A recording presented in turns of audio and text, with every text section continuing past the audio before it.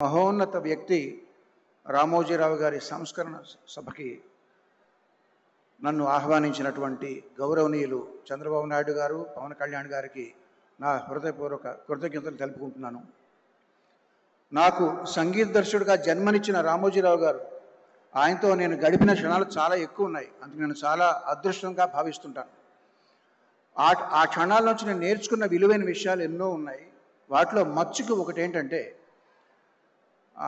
మద్యపాన వ్యతిరేక ఉద్యమంకి ఆయన వంతు కంట్రిబ్యూషన్గా ఆయన రకరకాల ఆర్టిస్టులతో, ఉద్యమకారులతో, రచయితలతో, సంగీత దర్శకులతో, గాయకులతో ఆయన తెలిసిన వాళ్ళందరినీ పిలిచి పాటలు రికార్డ్ చేసి ఆ ఉద్యమానికి సపోర్ట్ చేశారండి.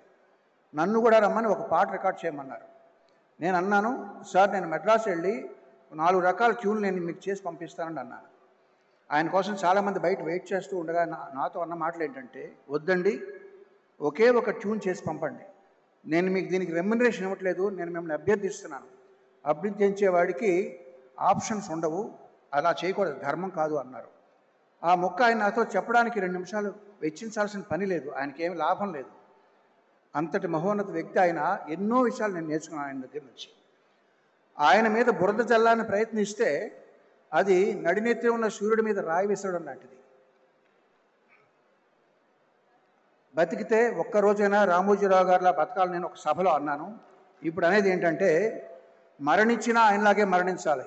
ఎందుకంటే కురుక్షేత్ర సంగ్రామంలో భీష్ముడు తన మరణాన్ని, తన మృత్యువుని ఆపి ఉత్తరాయణం వచ్చే వరకు కూడా దాన్ని నిగ్రహించి ఆపారు. ఆయనే ఆపారు ఆయన.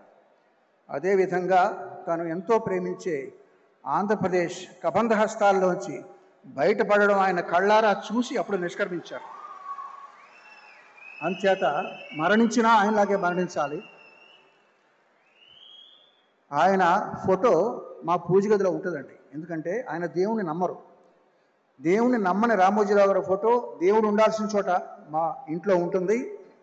ఎంతోమంది జీవితాల్లో వెలుగులు నింపిన ఆయన స్ఫూర్తి నా గుండెలో చిరకాలం ఉంటుంది, బ్రతికినంత వరకు. ధన్యవాదాలు.